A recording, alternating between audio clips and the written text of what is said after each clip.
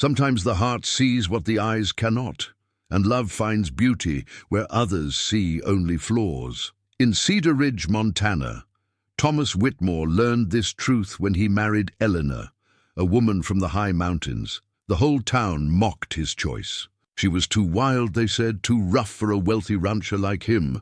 But Thomas knew better. Elena had strength that came from surviving in those harsh peaks, and wisdom that couldn't be bought with all his money.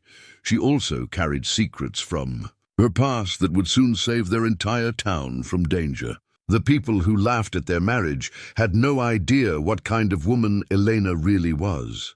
Would they learn her true worth before it was too late? Before we jump back in, tell us where you're tuning in from, and if this story touches you, make sure you're subscribed, because tomorrow I've saved something extra special for you. The morning sun cast long shadows across the Whitmore ranch as Thomas stood on his porch, watching the cattle graze in the distance. At 35, he was the wealthiest man in Cedar Ridge, Montana, owner of 3,000 acres of prime grazing land and a herd that numbered in the hundreds. His father's ranch deed, yellowed with age and bearing the territorial seal of 1862, hung framed in his study, a constant reminder of the legacy he'd inherited and the expectations that came with it. Cedar Ridge had grown from a handful of buildings into a proper frontier town, complete with a main street lined with businesses, a church with a bell tower that chimed every hour, and enough respectable families to fill the pews on Sunday mornings. The railroad had reached them just 5 years prior, bringing with it an influx of settlers, merchants, and the kind of progress that made folks feel civilized, despite being hundreds of miles from any real city. Thomas had everything a man could want by frontier standards. His ranch house was the finest for 50 miles in any direction, built from lumber hauled in specially from Oregon, with glass windows that caught the light just so, and a wraparound porch where he could sit in the evenings and survey all he owned. His cattle operation was profitable, his standing in the community unquestioned, and his future seemed as secure as the mountains that ringed their valley. He should have been content. Most days, he told himself he was, but contentment, he'd learned, was a poor substitute for the kind of happiness that reached deep into a man's bones. That happiness had found him in the most unexpected place and form, a woman named Elena who'd appeared in Cedar Ridge 6 months ago, like morning mist rolling down from the high peaks. She'd arrived on foot, leading a pack mule loaded with furs and dried meat to trade, her dark hair braided simply and her clothes practical rather than pretty. While other women in town wore bustles and bonnets, Elena wore leather pants mended, with careful stitches and boots that had clearly walked countless mountain miles. The first time Thomas saw her, she'd been standing in Henderson's general store, negotiating the price of her furs with a quiet confidence that seemed to fill the room. Her voice was soft but firm, and when old Pete Henderson tried to lowball her on the prime beaver pelts, she simply picked up her goods and started to leave. Henderson called her back, agreeing to her price, and Thomas watched the entire exchange. With growing fascination, Elena was beautiful, but not in the delicate way that most men in Cedar Ridge preferred their women. Her beauty was like the mountains themselves, rugged, enduring, and somehow both peaceful and dangerous at the same time. Her skin bore the golden touch of sun and wind. Her hands were strong from years of working with them, and her storm-grey eyes seemed to see everything while revealing nothing of her own thoughts. The townspeople had formed their opinions of her. Quickly, Mrs. Pemberton, the banker's wife, who appointed herself the arbiter of proper society, declared Elena unsuitable for civilized company. The other ladies whispered that she was too independent, too comfortable in the wilderness, too different from what a woman should be. "She's wild," they said, as if wildness were something shameful rather than the very quality that had allowed her to survive and thrive in country that would break most people. She doesn't know her place. But Thomas had seen something else in Elena from the beginning. He'd seen the careful way she examined everything before speaking, the respect she showed for elders even when they showed her none in return, and the quiet kindness she extended to children and animals. He'd watched her help Mrs. Chen, the elderly Chinese woman who ran the laundry, carry heavy baskets without being asked. He'd seen her share her jerky with stray dogs and leave wildflowers on the grave of a child she'd never known. Their courtship had been unconventional by Cedar Ridge standards. While other suitors brought flowers and candy, Thomas brought practical gifts: good coffee, warm wool, books for the long winter evenings. Elena, in turn, shared her knowledge of the mountains, pointing out weather signs in the clouds and teaching him which plants could heal and which could harm.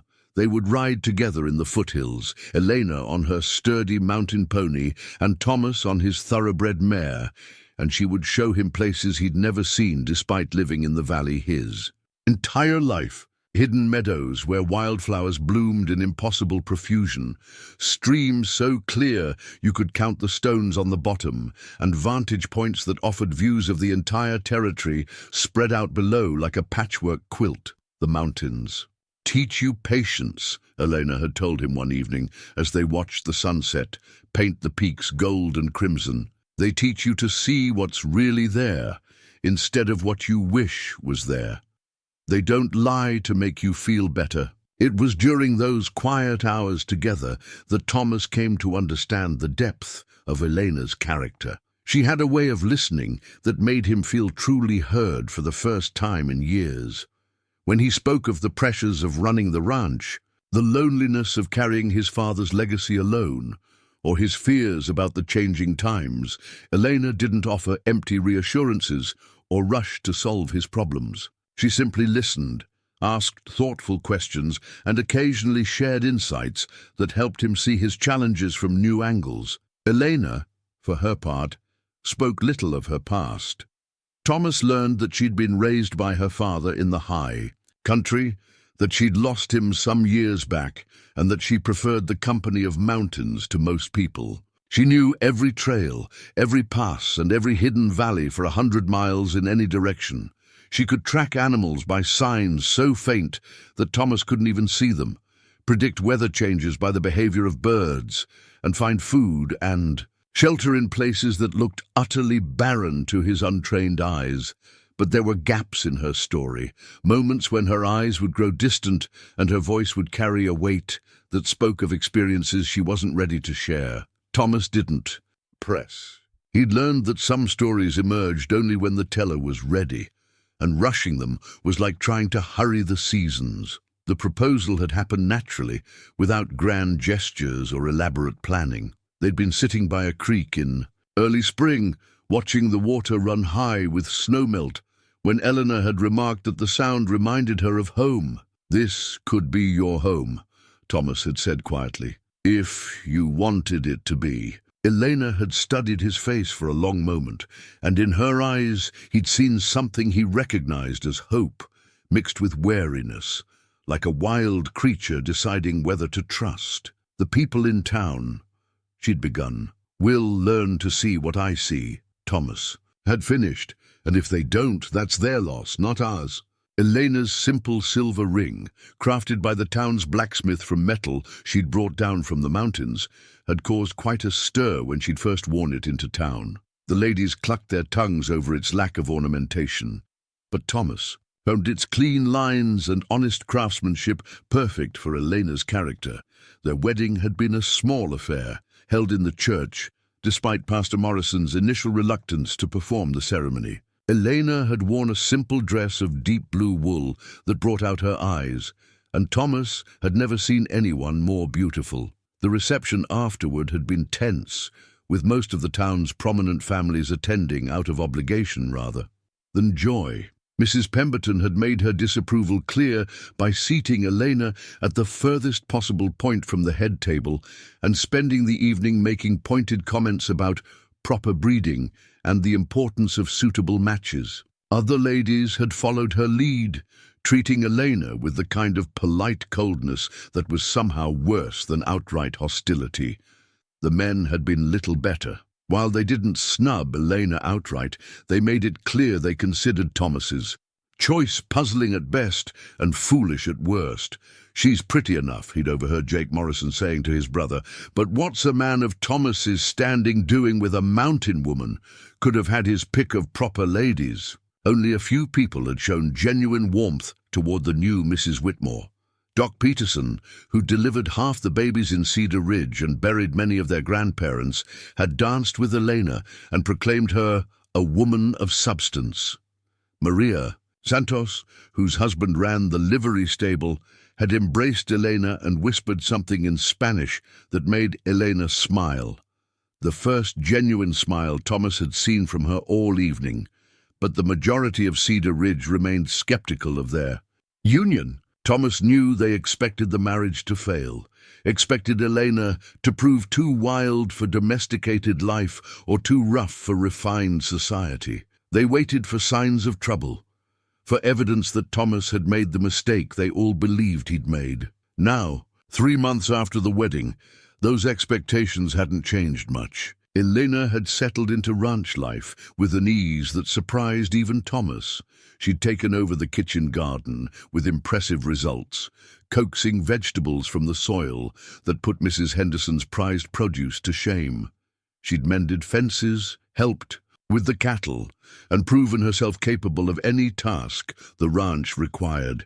Yet still the town watched and waited and whispered. Thomas knew Elena felt the weight of their scrutiny. He'd catch her sometimes, standing at the kitchen window with that distant look in her eyes, as if she were seeing not the familiar barnyard, but the untamed peaks of her childhood. During these moments, he wondered if he'd been selfish to ask her to trade her mountain freedom for the constraints of his civilized world. But then Elena would turn from the window, smile at him with genuine warmth, and ask about his day or share some small observation about the weather or the animals, and Thomas would know that whatever challenges they faced, they would face them together. He just hadn't expected those challenges to be quite so immediate or quite so dangerous as what was heading their way. The trouble began on a Tuesday morning when Jimmy Martinez came riding hard into the ranch yard, his horse lathered with sweat and his face pale beneath his wide-brimmed hat. Thomas was checking the gate latches on the north pasture when he heard the thundering hooves, and he knew immediately that something was wrong. Jimmy was one of his most reliable hands, a steady man who'd worked cattle for 15 years and wasn't given to panic or unnecessary urgency. "Mr. Whitmore," Jimmy called out, sliding down from his horse before it had fully stopped. "We got big trouble up in the high pastures. Found Pete Williams this morning. He's dead, sir. Shot twice in the back." Thomas felt the blood drain from his face. Pete Williams had been with the ranch for over a decade. A quiet man who knew cattle and minded his own business.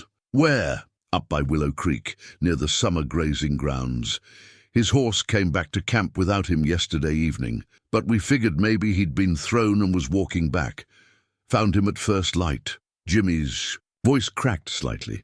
"Whoever did it took his rifle and his ammunition, but left his wallet and his watch." "This wasn't robbery, Mr. Whitmore."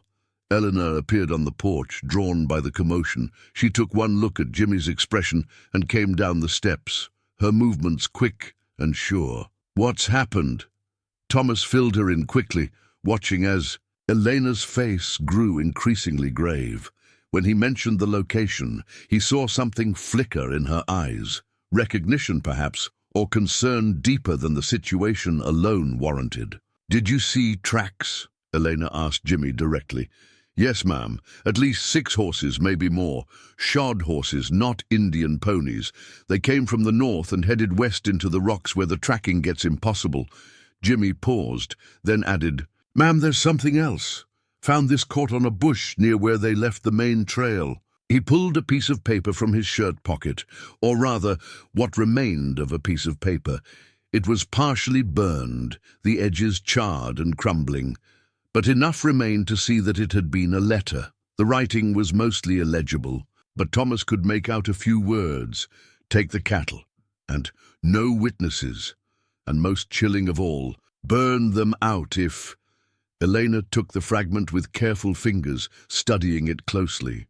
Her face had gone very still, and Thomas noticed that her hands, usually so steady, trembled almost imperceptibly as she held the burned paper. "This paper," she said quietly, "it's good quality, not the kind most drifters or common rustlers would carry." "What are you thinking?" Thomas asked. Before Elena could answer, another rider appeared on the horizon. This time it was Sheriff Daniels, a portly man in his 50s who'd kept the peace in Cedar Ridge for nearly 2 decades. Behind him rode Doc Peterson and 2 other men Thomas recognized as members of the town council. Sheriff Daniels dismounted heavily and tipped his hat to Elena with the kind of perfunctory politeness that managed to be both respectful and dismissive. "Mrs. Whitmore, Thomas, I expect you've heard about Pete Williams by now." "Jimmy just told us," Thomas confirmed. "Any idea who might have done this?" "That's what we're here to discuss." The sheriff's expression was grim. "This isn't the first incident. Got word this morning from ranches to the north and east. The Patterson spread lost 2 men last week, and the Rodriguez family found their line shack burned out with no sign of their riders. Whatever's happening, it's bigger than just cattle rustling." Doc Peterson spoke up, his weathered face creased with worry. "The Patterson murders were professional work, according to the sheriff up in Millerville. Clean shots, no unnecessary violence, but thorough. These aren't desperate men looking for quick money. They're organized and they're methodical." Elena stepped forward, still holding the burned letter fragment. "May I see the other evidence from the Patterson ranch?" Sheriff Daniels looked uncomfortable. "Well now, Mrs. Whitmore, I appreciate your concern, but this is a matter for law enforcement and—" "Sheriff," Thomas interrupted, his voice carrying an edge of authority that came from years of being the most powerful man in the valley. "My wife has knowledge of these mountains that could be valuable. If there's any chance she can help identify who's responsible, I think we should listen." The sheriff glanced between Thomas and Elena, clearly reluctant but unable to argue with Thomas's logic or authority. "I suppose there's no harm in showing you what we found." He produced a small leather pouch from his saddlebags. Inside were several items: a distinctive brass button with an eagle design, a piece of rope with an unusual braiding pattern, and another partially burned document. Elena examined each item carefully, her expression growing more troubled with each piece of evidence. When she reached the rope, Thomas saw her jaw tighten almost imperceptibly. "This braiding," she said, running her fingers along the rope's surface. "It's not common. I've seen it before, but not recently." She looked up at the sheriff. "How long do you estimate these men have been in the territory?" "Hard to say. Could be weeks, could be months. They're smart enough to move in small groups and avoid the main trails." Sheriff Daniels paused, then added with obvious reluctance, "Mrs. Whitmore, you said you'd seen that rope pattern before. Where?" Elena was quiet for a long moment, and Thomas could see her weighing her words carefully. "Years ago, when I was younger, my father pointed out such rope to me once, said it was used by men who rode together for a long time, men who took pride in their craft." She handed the rope back to the sheriff. "He said it was the mark of men who made killing their profession." The group fell silent at that pronouncement. Doc Peterson was the first to speak. "Professional killers? In our territory? But why? What could they possibly want with our cattle and ranches?" "Maybe it's not about the cattle," Elena said quietly. "Maybe the cattle are just a convenient cover for something else." Sheriff Daniels frowned. "What do you mean?" Elena gestured toward the mountains that surrounded their valley. "These peaks hide a dozen different routes to the railroad, to mining camps, to places where stolen goods or wanted men could disappear. If someone wanted to establish a base of operations for larger crimes, they'd need to control the territory first. They'd need to eliminate anyone who might recognize them or interfere with their movements." Thomas felt a chill that had nothing to do with the mountain air. "You're talking about more than rustling. You're talking about taking over the entire region." "It would make sense," Elena continued, her voice taking on the tone she used when tracking difficult prey, focused, analytical, and somehow detached from the emotion of the situation. Control the valley, control access to the mountains, eliminate the established ranchers and their hands, bring in your own people, and suddenly you have a perfect base for operations throughout the territory. Sheriff Daniels looked skeptical. That's a lot of speculation based on some rope and a burned letter. Maybe, Elena conceded. But I know these mountains, Sheriff. I know how someone would move through them if they wanted to stay hidden, and I know where they'd establish camps if they planned to stay for a while. She paused, then added with quiet certainty, and I know that whoever burned that letter didn't want anyone to read the rest of it. The sheriff studied Elena's face for a moment, and Thomas could see him reassessing his initial dismissal of her input. You really think you could track these men? I think I could find their camps, yes, but more importantly, I think I might be able to predict where they'll strike next. Elena looked directly at Thomas. If I'm right about their pattern, they're working systematically through the valley, eliminating resistance ranch by ranch. The Whitmore spread is the largest and most prosperous.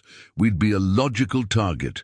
The words hung in the air, like a threat made manifest. Thomas felt a protective anger rise in his chest, but it was tempered by a growing respect for Elena's analytical mind.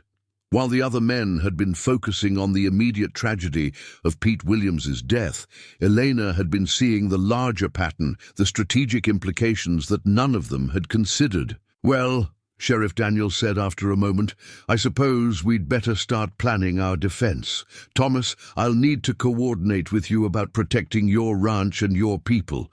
We should probably consider bringing some of the smaller ranchers' families into town for safety. Agreed, Thomas said, but I think we should also consider Elena's offer to help track these men. If she can find their camps or predict their movements, we might be able to turn the tables on them. The sheriff looked uncomfortable again. Thomas, I appreciate your confidence in your wife, but tracking dangerous criminals isn't work for a lady, no matter how well she knows the country. Eleanor's expression didn't change, but Thomas caught the slight tightening around her eyes that indicated controlled frustration.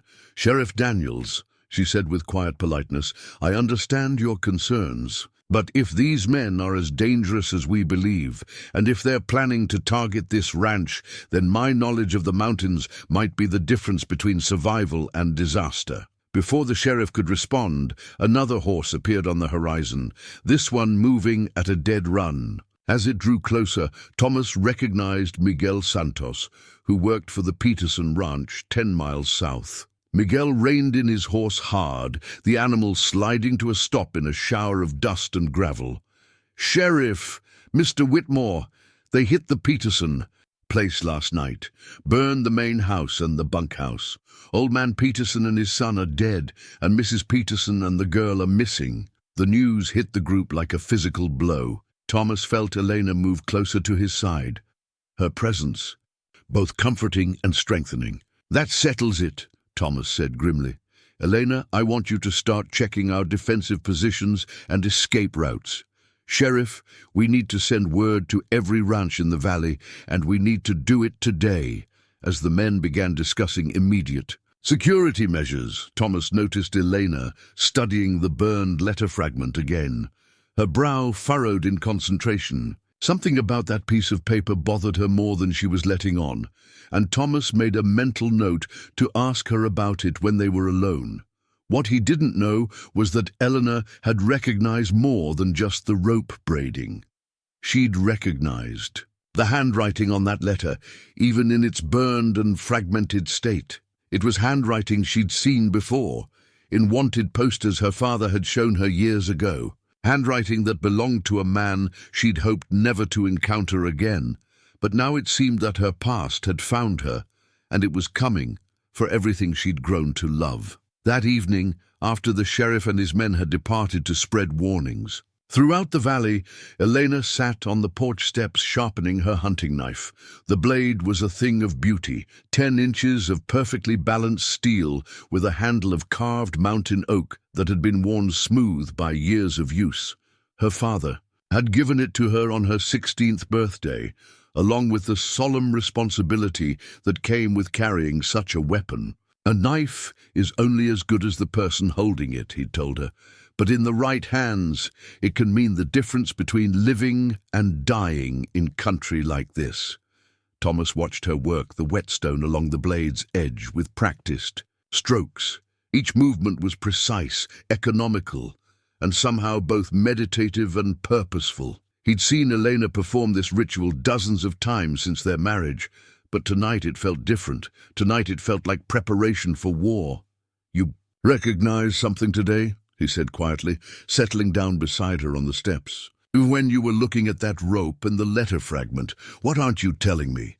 Elena continued sharpening the knife for several long strokes before answering. "My father taught me to read sign, not just animal tracks, but human sign.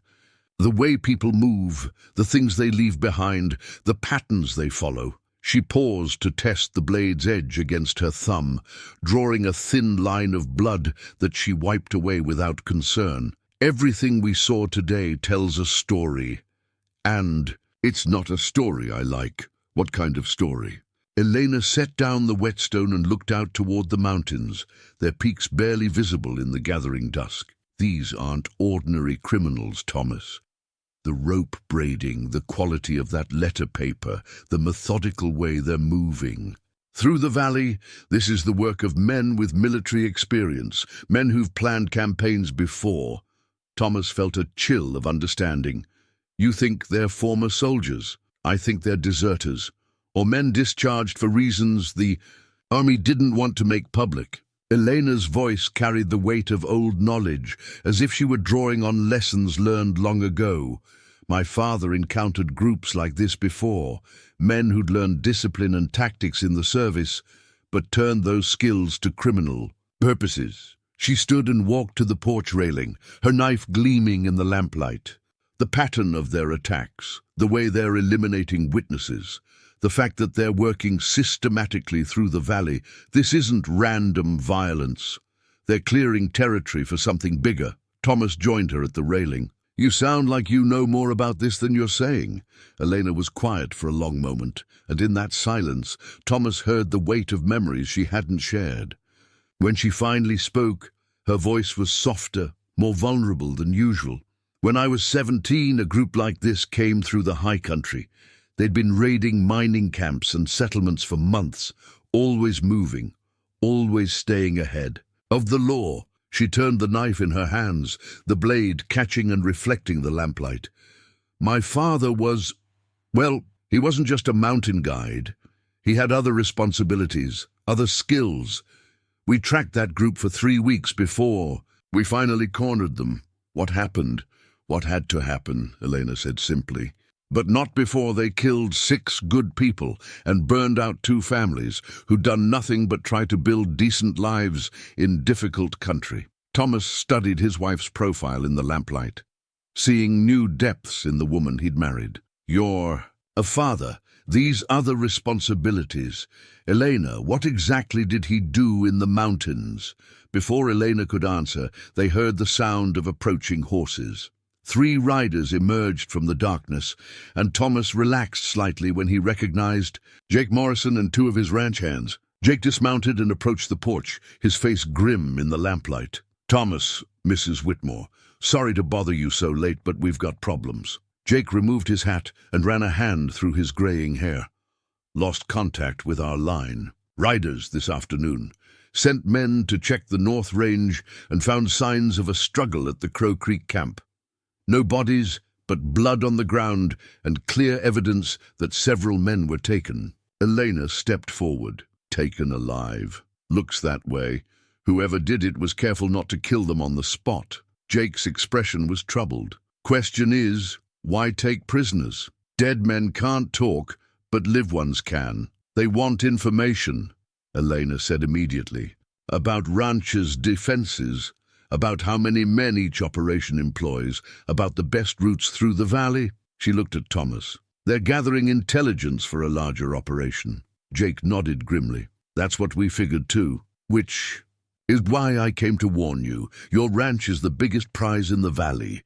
If they're planning something major, you'd be the primary target." Thomas felt the weight of responsibility settle on his shoulders. He employed nearly 30 men between his ranch hands and seasonal workers, and many of them had families living on his land.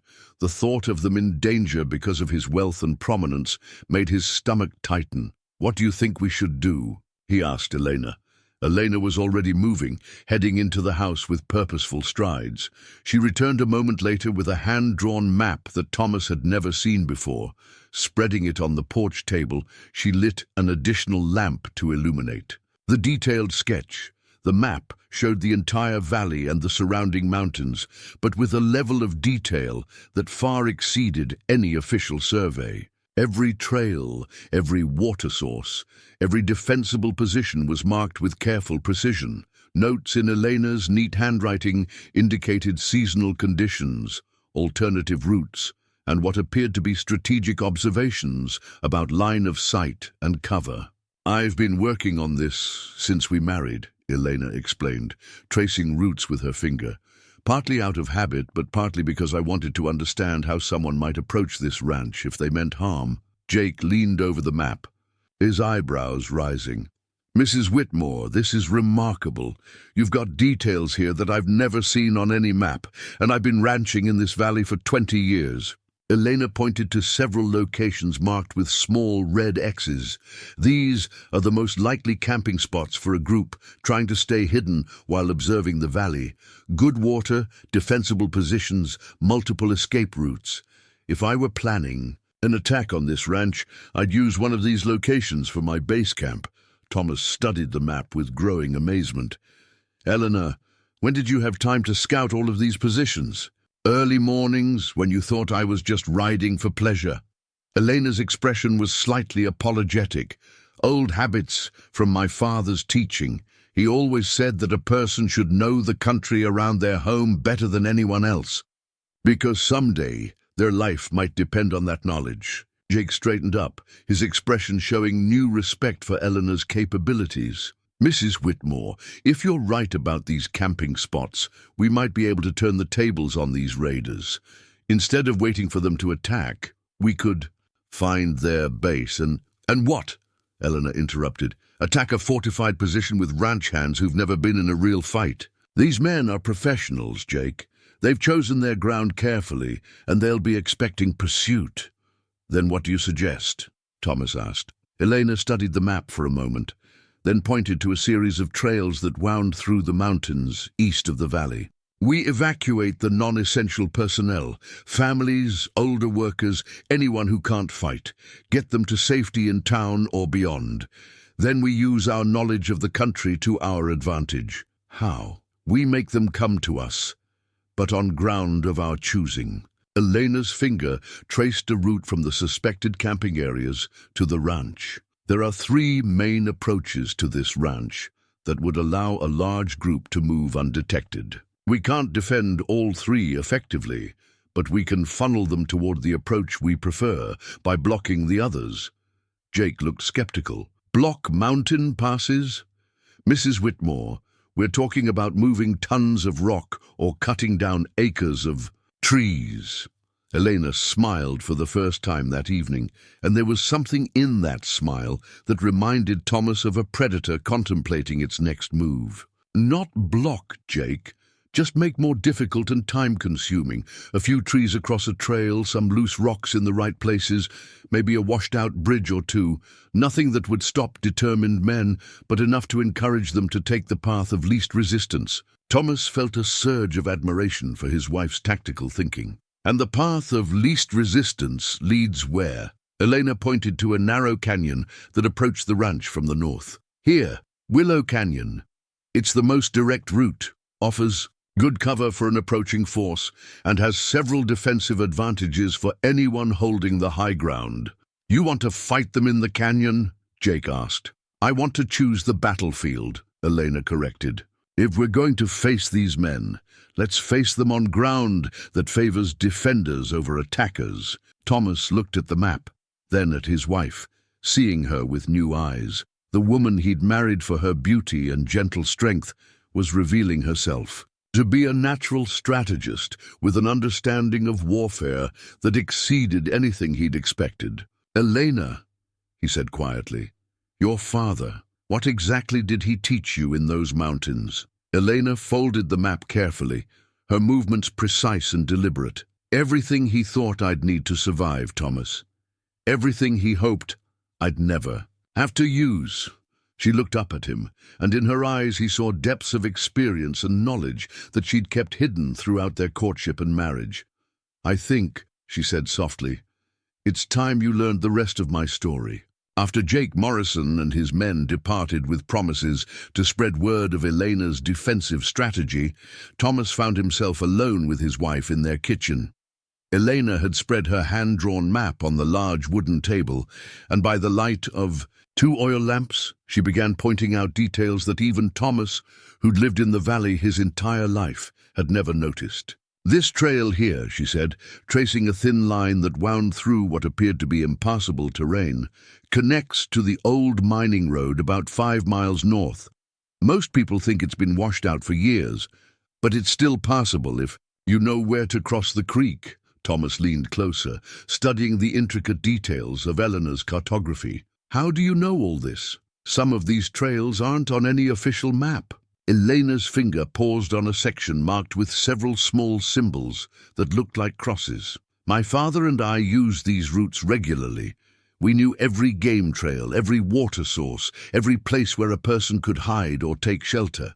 She looked up at him. Thomas, there's something about my father I haven't told you, something I should have shared before we married, but I was afraid it might change how you saw me. Thomas pulled up a chair beside her, close enough that he could see the careful detail in her map-making and the slight tremor in her hands that betrayed her nervousness. Elena, nothing you tell me could change how I feel about you, but I need to understand what we're facing, and I need to understand why you seem to know so much about dealing with dangerous men. Elena was quiet for a moment, her gaze fixed on the map.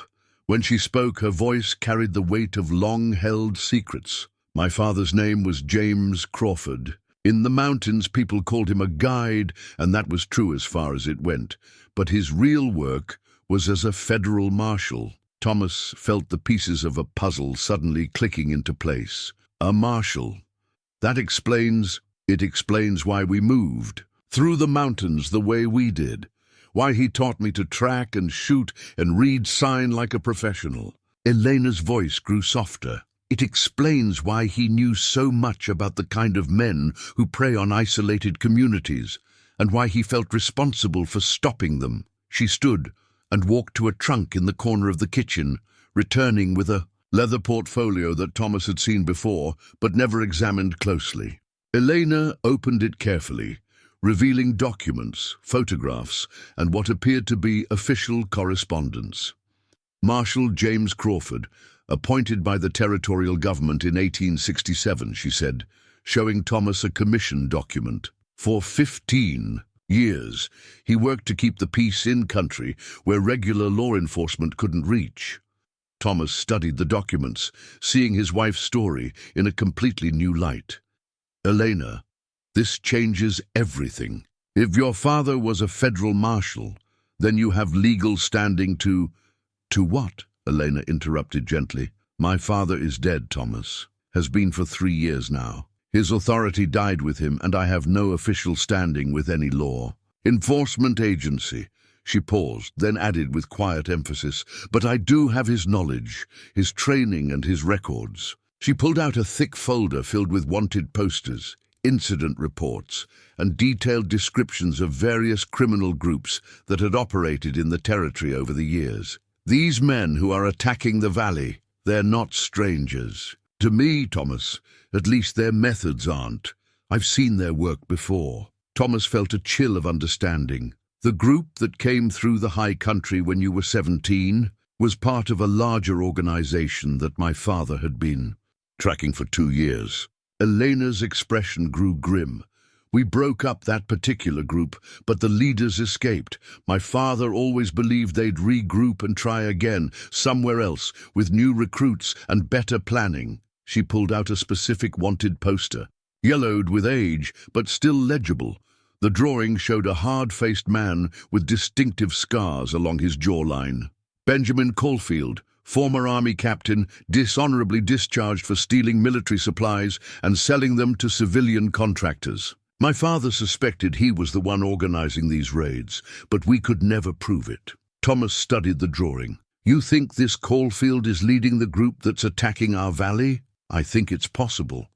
The tactical approach, the systematic elimination of resistance, the fact that they're taking prisoners for information, all of that fits Kfield's methods. Elena returned the poster to the folder. But whether it's him or someone like him, the important thing is that these aren't ordinary criminals. They're organized, disciplined, and they have a long-term plan. Thomas absorbed this information, feeling the weight of responsibility settling heavier on his shoulders. Elena, if you're right, if these are the same men who killed your father— My father wasn't killed by these men, Elena said quietly. He died in an avalanche while pursuing horse thieves in the high peaks. It was quick and clean, the kind of death he would have chosen if he'd had a choice. She paused, then added with a slight smile, He used to say that the mountains would claim him eventually, and he was right. Relief and sadness warred in Thomas's chest. Relief that Elena hadn't suffered the trauma of losing her father to violence, and sadness for the lonely years she must have endured after his death. But these records, Elena continued, tapping the folder, contain everything my father learned about criminal organizations in the territory, their methods, their preferred targets, their weaknesses.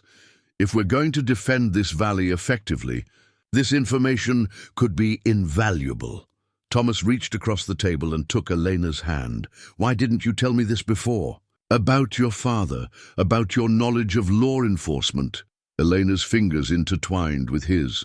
Because I wanted to be just Elena, the woman you fell in love with, not Marshall Crawford's daughter, not someone defined by her father's profession or her unusual upbringing. She looked directly into his eyes. I wanted to be your wife, not your tactical advisor. You're both, Thomas said firmly, and right now, I need both. This valley needs both. Elena squeezed his hand, then turned back to the map. Then let's plan our defense properly. Based on what I know about groups like this, they'll want to strike quickly once they've gathered their intelligence. They won't want to give us time to organize or call for outside help. How long do you think we have? Elena considered the question carefully. If they took Jake's men today for questioning, they'll need at least a day to extract useful information and plan their attack. But they won't wait much longer than that. Captured men are a liability, and keeping prisoners increases the risk of discovery. Thomas felt a surge of urgency. 2 days, maybe 3, at most, which means we need to start evacuating non-combatants tomorrow morning and begin implementing our defensive strategy immediately. Elena pointed to several locations on her map. We'll need teams here, here, and here to create the obstacles I mentioned. Nothing too elaborate, just enough to channel their approach toward Willow Canyon. And once they're in the canyon, Elena's expression grew thoughtful. That depends on how many men they have and how well armed they are. But the canyon offers several advantages for defenders: high ground, limited approach routes, and natural cover.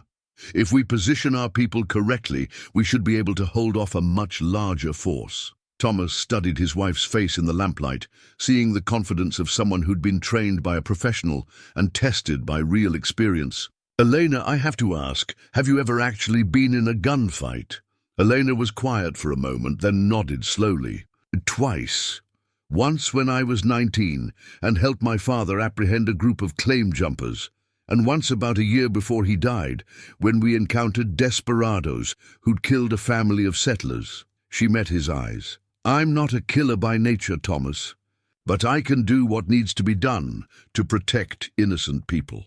The simple honesty of her statement, delivered without bravado or false modesty, convinced Thomas more than any boasting could have. His wife was not only capable of defending their home, she was probably their best chance of survival. All right, he said, standing and moving to the gun cabinet in the corner of the room. Tell me what we need to do. Elena rose and joined. him at the cabinet, her movements sure and purposeful. First, we need to inventory our weapons and ammunition. Then we need to identify our best shooters among the ranch hands. Finally, we need to get word to the other ranches about coordinating our defense. Thomas unlocked the cabinet, revealing a collection of rifles and handguns that he'd accumulated over the years. Elena examined each weapon with the practiced eye of someone who understood their capabilities and limitations. "Good rifles," she commented, checking the action on a Winchester. "But we'll need more ammunition than you have here, and we should consider setting up a supply cache in the canyon in case we need to hold position for an extended period." As Elena continued her assessment of their defensive capabilities, Thomas found himself marveling at the transformation in his wife. The gentle, quiet woman who'd won his heart was still there, but now he could see the steel beneath the softness, the trained competence beneath the mountain-bred wisdom. Tomorrow would bring the hard work of preparation and the difficult task of convincing his ranch hands to trust their lives to the strategic insights of a woman most of them barely knew. But tonight, for the first time since hearing about Pete Williams's death, Thomas felt something like hope. Elena knew what they were facing. More importantly, she knew how to fight it. Dawn came grey and cold, with low clouds clinging to the mountain peaks like smoke from distant fires. Thomas stood on his porch with a cup of coffee, watching as Elena organized the evacuation of non-essential personnel with the efficiency of someone who'd done such things before. Women and children, older ranch hands, and anyone not capable of fighting were being loaded into wagons for the journey to Cedar Ridge. Maria Santos approached Elena with her 3 young children in tow, her face creased with worry. "Mrs. Whitmore, my husband wants to stay and fight, but I'm frightened for the little ones." Elena knelt down to the children's level, her voice gentle but reassuring. "Your papa is a brave man, and he's going to help keep everyone safe. But you and your mama are going to town, where there are lots of people to look after you. Can you be brave like your papa and help your mama take care of your little brother?" The oldest child, a boy of perhaps 7, nodded solemnly. "Yes, ma'am, I'll protect them." Elena smiled and ruffled his hair. "I know you will. That's what good men do. They protect the people they love." Thomas watched this interaction with a growing sense of pride and amazement. Elena had a natural way with children that spoke to her capacity for gentleness, even in the face of approaching violence. It was yet another layer to the complex woman he'd married. Doc Peterson emerged from the ranch house where he'd been examining the ranch hands who'd volunteered to stay and fight. At 62, the doctor was too old for combat, but insisted on remaining to treat any wounded. His assessment was both encouraging and sobering. "You've got 23 men willing to fight," he reported to Thomas and Elena. 15 of them are good shots, and most have at least some experience with violence. Bar fights, dealing with rustlers, that sort of thing. But none of them have been in anything like a real battle. Elena nodded thoughtfully. "Experience with violence is better than no experience at all. Fear of getting hurt can make men hesitant, but these men know that pain and danger are survivable." She paused. "What we need to worry about is panic. When the shooting starts in earnest, some men freeze and others run. We need to position our people so that the steadiest hands are in the most critical spots." "Who would you consider our steadiest hands?" Thomas asked. Elena had clearly been thinking about this already. "Miguel Santos. He's calm under pressure and thinks before he acts. Jimmy Martinez has good instincts and doesn't rattle easily. Your foreman, Bill Tucker, has natural leadership and the men respect him." She paused. "And surprisingly young Danny Morrison. He's only 19, but he has the kind of quiet confidence that often translates to steadiness under fire." Thomas was impressed by Elena's assessment of his men. She'd been observing them carefully during the months since their marriage, noting qualities that even he had missed.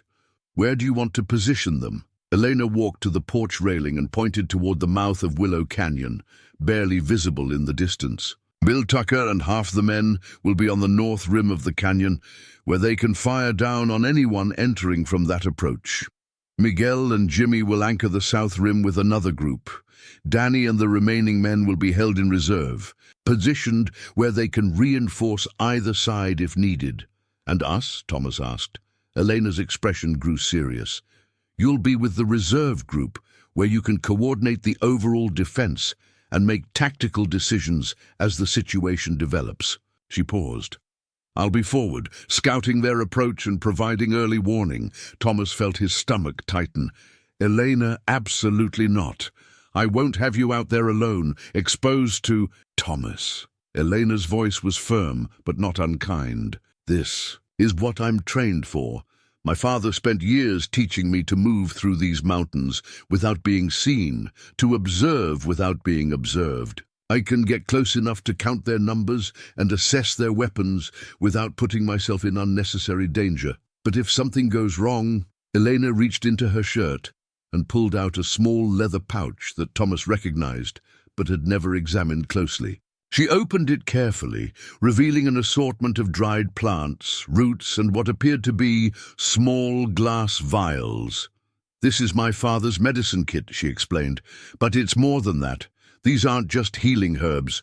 Some of them can be used to create distractions, to mask scent, even to temporarily disable enemies if necessary. She showed him a particular root. This, mixed with water, creates a smoke that causes severe coughing and temporary blindness. This one, she indicated. A different plant can be used to drug water or food, causing deep sleep within minutes. Thomas stared at the collection with new understanding.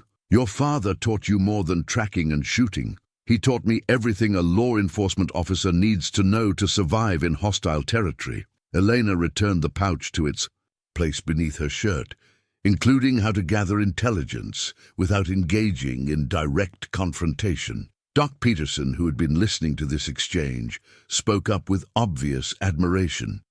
Mrs. Whitmore, your father sounds like a remarkable man. The territory could use more lawmen with his knowledge and dedication. Elena's expression grew distant for a moment, and Thomas caught a glimpse of the grief she still carried for her father's loss. When she spoke, her voice was soft with memory. He used to say that the law wasn't about the badge or the authority. It was about standing between good people and those who would do them harm. He said that anyone could carry a gun, but not everyone had the stomach to use it in defense of others when the moment came. And you? Thomas asked quietly. Do you have that stomach? Elena met his eyes directly. I hope I never have to find out. But if these men threaten innocent people, if they threaten you or the families who depend on this ranch for their livelihood, then yes, I'll do whatever is necessary. The simple conviction in her voice convinced Thomas more than any dramatic declaration could have. His wife was not eager for violence, but she was prepared for it, and that preparation might be the difference between survival and disaster. A shout from the main road interrupted their conversation. Sheriff Daniels was approaching at a gallop, his horse lathered with sweat and his face grim. Behind him rode two men Thomas didn't recognize, both wearing the kind of practical clothing that suggested they'd spent considerable time in the saddle. The sheriff dismounted quickly and approached the porch. Thomas, Mrs. Whitmore, we've got developments you need to know about. He gestured to the two men with him. This is Marshal Tom Bradley from the territorial capital and Deputy U.S. Marshal James Quinn. Thomas felt a surge of relief. Federal law enforcement meant resources and authority that the local sheriff couldn't provide. But Elena's reaction surprised him. Instead of relief, he saw wariness in her expression. Marshal Bradley stepped forward, a lean man in his 40s with graying hair and intelligent eyes. Mr. Whitmore, we've been tracking a criminal organization through several territories for the past 6 months. We have reason to believe they're the group responsible for the attacks in your valley. What kind of organization? Elena asked, her voice carefully neutral. Deputy Marshal Quinn answered, his voice carrying a slight southern accent. former military personnel led by a man named Benjamin Kfield. They've been conducting what amounts to military-style raids on isolated communities, stealing livestock and supplies, but more importantly, they've been recruiting. Elena's expression didn't change, but Thomas saw her hands tighten almost imperceptibly. Recruiting for what purpose? We believe Kfield is building a private army, Marshal Bradley explained. The ultimate goal appears to be taking control of strategic territory and establishing what amounts to a criminal kingdom beyond the reach of federal law. Thomas felt the scope of the threat expanding in his mind. You're talking about more than just cattle rustling. Much more. Kfield and his organization represent a threat to the entire territorial system. They're well-armed, well-organized, and they've already driven federal law enforcement out of 2 counties to the south. Marshal Bradley's expression was grim. We can't allow them to establish a foothold here. Elena stepped forward slightly. Marshal Bradley, what do you know about Benjamin Kfield's background, his military service, his methods of operation? The marshal studied Elena with new interest. Ma'am, you seem to know something about military tactics yourself. Are you familiar with Kfield's reputation? Elena hesitated for a moment, and Thomas could see her weighing how much to reveal. My father was a federal marshal, James Crawford. He tracked groups like this for years, and he believed that Benjamin Kfield was responsible for organizing several raid groups throughout the territory. Both federal marshals straightened with obvious recognition. James Crawford was your father? Marshal Bradley asked. Ma'am, your father was a legend in federal law enforcement. His reports on criminal organizations in the mountain territories were considered essential reading for any marshal working this region. Deputy Quinn nodded emphatically. Marshal Crawford's intelligence work probably saved hundreds of lives over the years. His understanding of how these criminal groups operated was unmatched. Elena's expression softened slightly at this recognition of her father's work, but she remained focused on the immediate threat. Then you understand that we're not dealing with ordinary criminals. Kfield's men will be disciplined, well-armed, and they'll follow a specific tactical plan, which is why we need to coordinate our response carefully, Marshal Bradley said. We have a detachment of federal agents positioned about 20 miles south, but they won't reach this valley for at least 2 days. In the meantime, we need to hold off any attack and gather intelligence about Kfield's current strength and intentions. Thomas felt the weight of command settling on his shoulders. Gentlemen, my wife has already developed a defensive strategy based on her knowledge of the terrain and Kfield's likely methods. Perhaps you should hear her assessment. Elena looked surprised at Thomas's confidence in her abilities, but she stepped forward and began outlining her defensive plan with calm authority. As she spoke, Thomas watched the 2 federal marshals' expressions change from polite attention to genuine respect. Mrs. Whitmore, Marshal Bradley said when Elena finished, your tactical assessment is remarkably sophisticated. Have you had formal military training? No, sir. But my father believed that law enforcement in frontier territory required the same skills as military scouting and reconnaissance. He taught me accordingly. Deputy Quinn looked thoughtful. Ma'am, with your permission, I'd like to suggest a modification to your plan. If we could capture 1 or 2 of Kfield's men alive, the intelligence value would be enormous. We've been trying to locate his main base of operations for months. Elena nodded slowly. It's possible, but it would require taking additional risks. We'd need to position capture teams outside the main defensive perimeter. I'll volunteer for that, Thomas said immediately. No, Elena said firmly. If we're going to attempt captures, it needs to be done by people with the right skills and experience. People who can move quietly and strike quickly without alerting the main force. Marshal Bradley studied Elena's face carefully. Mrs. Whitmore, are you volunteering for that assignment? Elena was quiet for a moment, and Thomas could see her weighing the risks against the potential benefits. When she spoke, her voice was steady and determined. Yes, sir, I am. The argument that followed Elena's volunteer statement was brief but intense. Thomas insisted that he wouldn't allow his wife to put herself in such danger, while the federal marshals pointed out that her unique combination of skills and local knowledge made her the logical choice for the reconnaissance mission. Elena herself remained calm throughout the discussion, occasionally offering practical observations that highlighted both the risks and the necessity of gathering intelligence about Kfield's forces. The debate was settled when Elena quietly opened her medicine pouch and began explaining the contents in detail.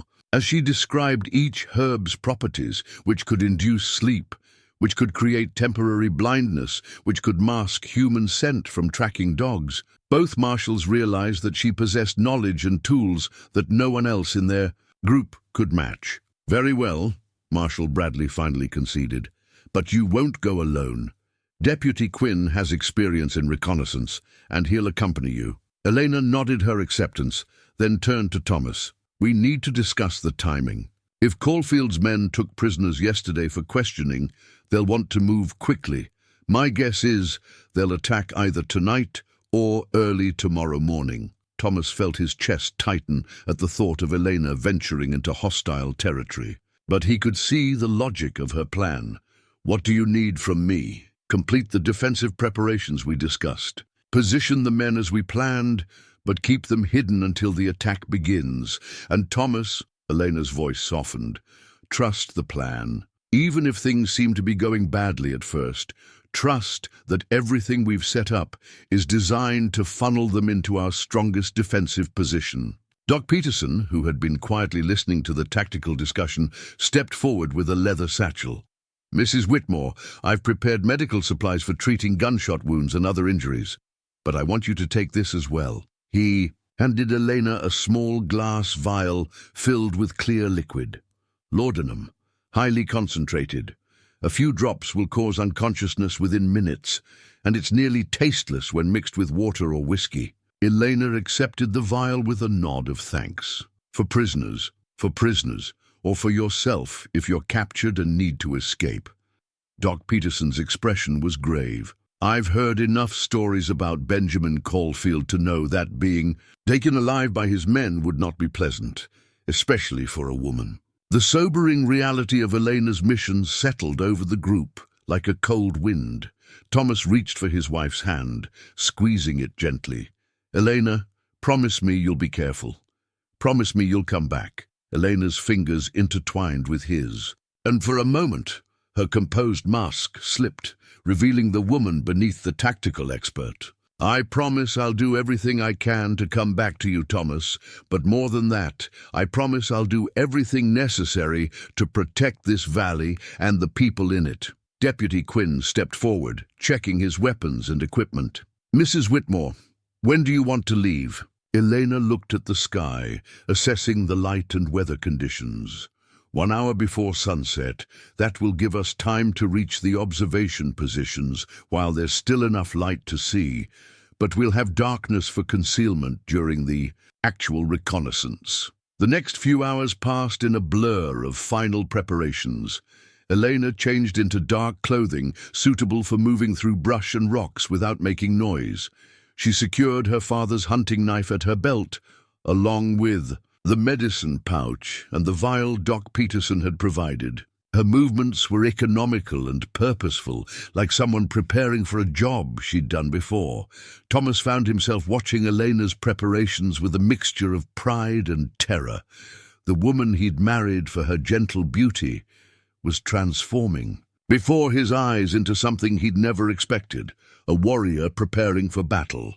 "Thomas," Elena said as she checked the loads in her pistol, "there's something else you need to know. If this goes badly, if Kfield's forces are larger than we expect, or if our defensive position is overrun, you need to be prepared to retreat. I won't abandon the ranch.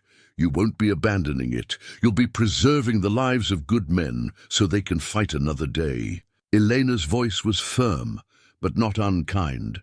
"My father always said that tactical retreats aren't defeats, they're investments in future victories."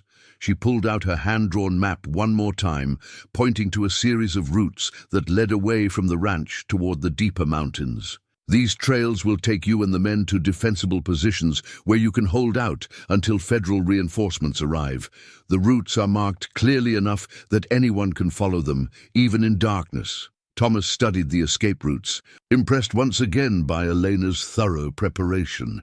You've thought of everything. I've tried to. But battles rarely go according to plan, which is why it's important to have multiple options. Elena folded the map and handed it to him. Keep this with you. And Thomas, if I don't come back from the reconnaissance, don't wait for me. Begin. The defensive preparations immediately. The finality in her voice made Thomas's throat tighten. Elena, she silenced him with a gentle kiss, her lips soft against his, but her body tense with preparation for what lay ahead. I love you, Thomas Whitmore. Whatever happens tonight, remember that you gave me something I never expected to have, a home worth fighting for. Before Thomas could respond, Deputy Quinn appeared with their horses ready. Elena mounted her sturdy mountain pony with fluid grace, checking her equipment one final time. In the fading light of afternoon, she looked like something from an old legend, a mountain spirit preparing to defend her territory against invaders. We'll signal you when we're returning, Elena called down to Thomas. 3 owl calls, repeated. Twice. Any other signal means trouble.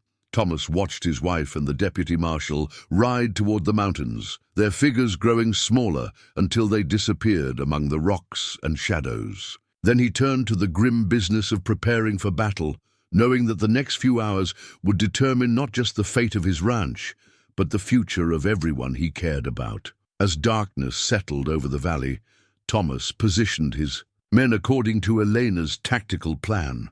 Bill Tucker and his group took their positions on the north rim of Willow Canyon, while Miguel Santos led another team to the south rim. Danny Morrison and the reserve force established themselves at the canyon's mouth, where they could provide support wherever it was needed most. The waiting began. Thomas found himself listening for sounds from the mountains, straining to hear any indication of Elena's progress or safety. The night was clear and cold, with enough moonlight to see movement, but not enough to provide detailed visibility. Perfect conditions for the kind of stealthy approach that Elena excelled at. Around midnight, Sheriff Daniels approached Thomas's position with a troubled expression. Thomas, I've been thinking about what those federal marshals said about Kfield building a private army. If that's true, if he's really trying to take control of territory rather than just steal cattle, then this attack might be bigger than we're prepared for. Thomas nodded grimly. Elena considered that possibility. It's why she insisted on the reconnaissance. We need to know what we're actually facing, and if it turns out to be more than we can handle. Thomas thought about Elena's escape routes, about her father's wisdom regarding tactical retreats. Then we'll do what we have to do to preserve lives. But, Sheriff, I want you to know, I'm not giving up this valley without a fight. Too many good people have worked too hard to build something decent here. Sheriff Daniels clapped Thomas on the shoulder. I figured you'd say that.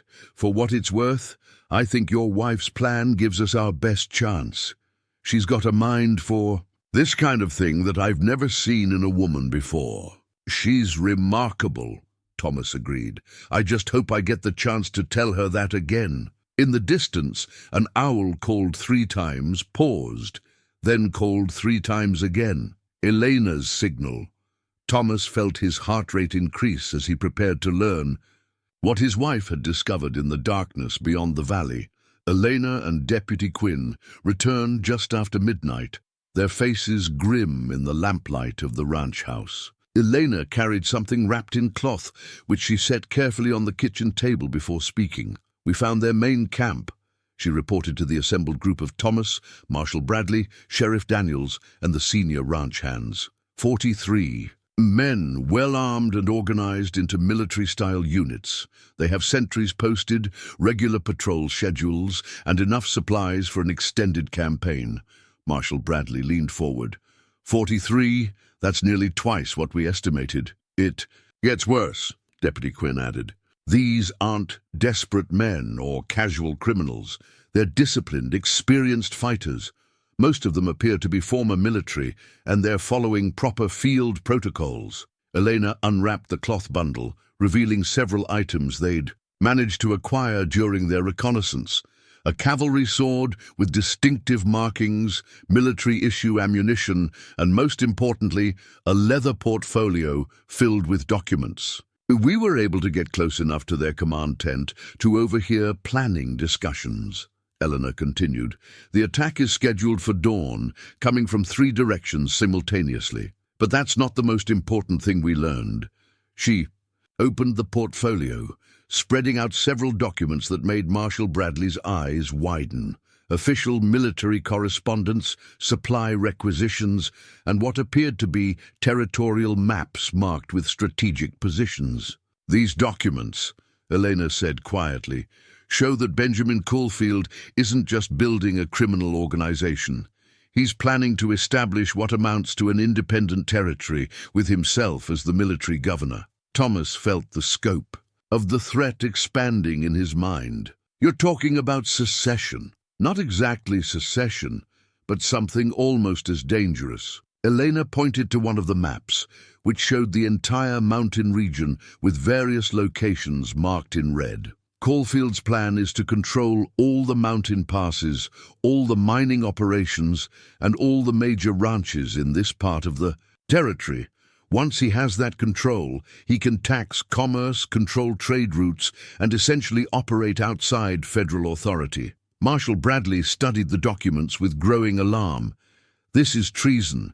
If Kfield succeeds, it could inspire similar attempts throughout the frontier territories. Which is why, Elena said, reaching into the portfolio for one final document, the federal government has been secretly negotiating with him. The silence that followed Elena's statement was deafening. Thomas felt as if the ground had shifted beneath his feet. What do you mean, negotiating? Elena handed a letter to Marshal Bradley, whose face went pale as he read. This is correspondence between Kfield and someone in the territorial administration. They're offering him an official appointment as regional security chief in exchange for bringing his organization under government authority. Deputy Quinn's expression was stunned. They want to legitimize him. Give him official sanction for what he's been doing. It appears that certain elements in the territorial government believe it's easier to co-opt Kfield than to fight him. Elena's voice carried a note of disgust. They're willing to overlook his crimes in exchange for his help in maintaining order in remote areas where regular law enforcement is difficult. Thomas felt anger building in his chest. And the people he's killed, the families he's destroyed, those are just acceptable losses? Elena reached into her shirt and pulled out something that made everyone in the room freeze. A tarnished silver badge bearing the distinctive star design of a federal marshal. This belonged to my father, Marshal James Crawford, appointed by President Grant himself to maintain federal law in the mountain territories. She set the badge on the table with ceremonial care. My father spent 15 years fighting men like Benjamin Kfield. He died believing that the law meant something, that federal authority existed to protect innocent people from those who would prey on them. Her voice grew stronger. I will not allow his life's work to be undone by political convenience. Marshal Bradley stared at the badge, recognition dawning in his eyes. Mrs. Whitmore, are you saying... I'm saying that under territorial law, in the absence of appointed federal authority, and in the face of immediate threat to civilian populations, a federal marshal's immediate family members can assume temporary law enforcement powers. Elena's voice was calm but absolutely certain. It's an obscure provision, almost never used, but it exists. Thomas felt the room spinning as he realized what Elena was proposing. Elena, you can't seriously be considering... I'm not considering anything. Thomas, I'm stating a fact. Elena picked up her father's badge and pinned it to her shirt. As of this moment, I am acting as a federal marshal in this territory, and Benjamin Kfield and his organization are under arrest for murder, treason, and crimes against the territorial government. The transformation in Elena was immediate. and profound. The gentle mountain woman Thomas had married was still there, but now she stood with the authority of federal law behind her. Her posture was straighter, her voice carried more command, and her eyes held the steely resolve of someone who had accepted a duty larger than herself. Marshal Bradley found his voice first. "Mrs. Whitmore, even if what you're saying is legally valid, you can't possibly arrest 43 armed men with the resources we have available." Elena smiled, and there was something in that smile that reminded Thomas of her father's hunting knife. Beautiful, precisely made, and potentially deadly. "Marshal Bradley, I don't intend to arrest them in the conventional sense, but I do intend to ensure that they face justice for their crimes." She turned to address the entire group. "Gentlemen, everything changes now. This is no longer a matter of defending a ranch against cattle rustlers. This is a federal law enforcement operation against a treasonous organization that threatens the stability of the entire territory." Sheriff Daniels looked bewildered. "Mrs. Whitmore, what exactly are you proposing?" Elena walked to her hand-drawn map, spreading it out on the table. "I'm proposing that we use superior knowledge of the terrain, better tactical positioning, and the element of surprise to neutralize Kfield's organization as an effective fighting force." She paused. "And then I'm proposing that we capture Benjamin Kfield alive and transport him to the territorial capital to face federal charges."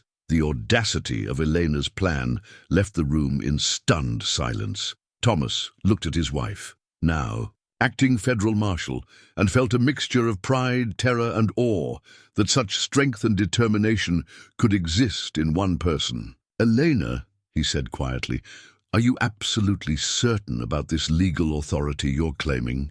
Elena met his eyes directly. "My father made sure I understood every aspect of federal law enforcement in frontier territories. He said that someday the knowledge might be important, though I never imagined it would be under these circumstances." She paused. "Thomas, I know this isn't what you expected when you married me, but this badge, this responsibility, it's my inheritance, and it's my duty." Thomas looked at the silver star pinned to Elena's shirt, thinking about the quiet woman who'd won his heart with her gentle wisdom and mountain-bred strength. That woman was still there, but now he could see the steel that had always been beneath. The surface, the legacy of a man who dedicated his life to protecting innocent people from those who would harm them. "What do you need from us?" he asked. Elena's smile was warm but determined. "I need you to trust me, and I need you to help me finish what my father started. Benjamin Kfield has spent years terrorizing innocent people throughout these territories. Tomorrow morning that ends." As if summoned by her words, the sound of distant gunfire echoed from the mountains, scattered shots that suggested Kfield's men had discovered their missing documents. Elena listened for a moment, then nodded. Grimly, "They know we were there, which means they'll accelerate their timeline." She looked around the room. "Gentlemen, we have perhaps 3 hours before they attack. I suggest we use that time wisely." The woman who had once been simply Thomas Whitmore's wife began issuing orders with the calm authority of someone born to command. And Thomas realized that he was about to discover just how much strength and courage could be contained in one human heart. Elena spread her father's journal across the kitchen table, its leather-bound pages yellowed with age, but filled with meticulous handwriting that documented years of law enforcement experience in frontier territory. Thomas watched as she turned to a specific section, her finger tracing detailed notes about Benjamin Kfield and his criminal organization. "My father tracked Kfield for 2 years before he died," Elena explained to the assembled group. "Every raid, every known associate, every tactical weakness he observed." She pointed to a particular passage. "Kfield's greatest strength is also his greatest weakness. He operates like a military commander, which makes his forces predictable to anyone who understands military thinking." Marshal Bradley leaned over the journal, reading the careful observations that Marshal Crawford had recorded. "Your father was remarkably thorough. These notes contain intelligence that could have saved lives if they'd been widely shared. My father believed in keeping detailed records, Elena replied. He said that knowledge died with the man who possessed it, unless it was written down for others to use. She turned several pages, revealing tactical diagrams and battle plans. He developed specific strategies for confronting organized criminal groups like Kfield's. Deputy Quinn studied one of the diagrams. This shows a three-pronged assault, being countered by a withdrawal to high ground, followed by a concentrated counterattack. Is this what you're planning? Elena nodded. With modifications based on our specific terrain and resources, Kfield will expect us to defend the ranch buildings directly, which would play to his advantages in numbers and firepower. Instead, we're going to use the canyon to channel his forces into a killing ground, where our superior position and knowledge of the terrain will neutralize his numerical advantage. Thomas felt a mixture of admiration and dread as he watched Elena transform his ranch hands into a coordinated fighting force.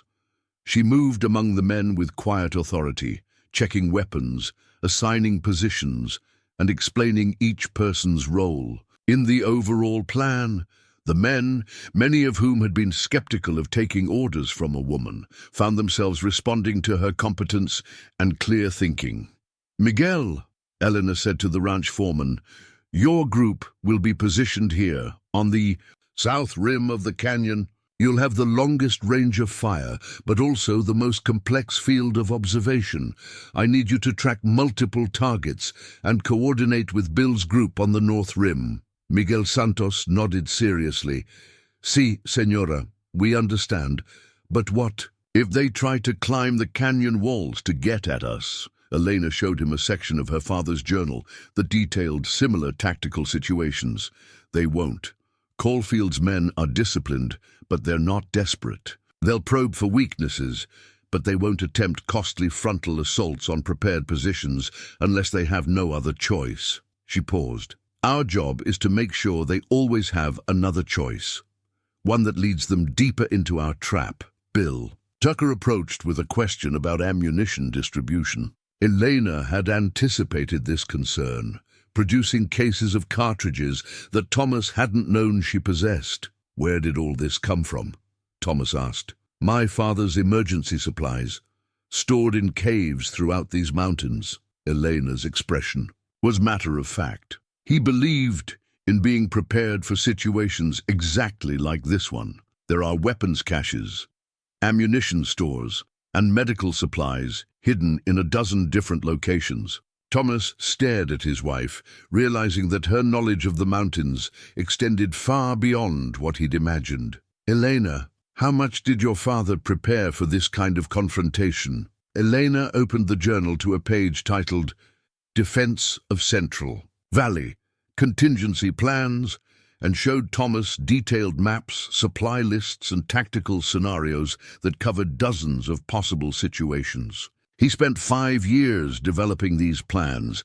He said that someday someone would need to defend this valley against organized criminal forces, and when that day came, they would need every advantage that careful preparation could provide. The scope of Marshal Crawford's foresight was staggering. Thomas could see that Elena's father had essentially prepared her to fight this exact battle against this specific enemy, using resources and knowledge that he'd spent years accumulating. "Did he know?" Thomas asked quietly.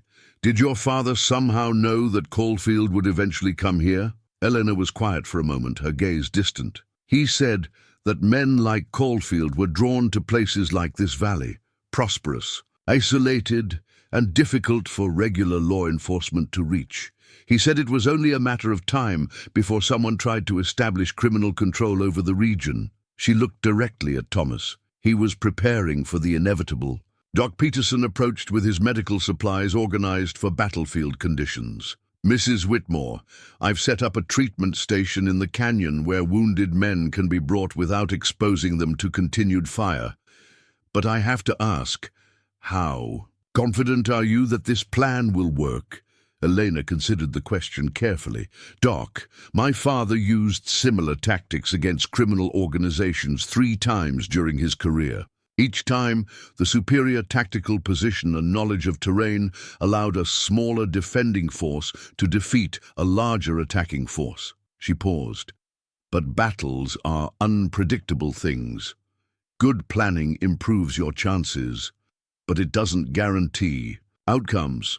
Thomas appreciated Elena's honest assessment. She wasn't promising victory, but she was offering the best possible chance of survival and success. Given the circumstances, that was enough. As the final preparations continued, Elena took Thomas aside for a private conversation. They walked to the edge of the ranch yard, where they could see the mouth of Willow Canyon silhouetted against the starlit sky. "Thomas, I need you to understand something," Elena said softly. "What happens in the next few hours will determine not just our survival, but the future of law and order in this territory.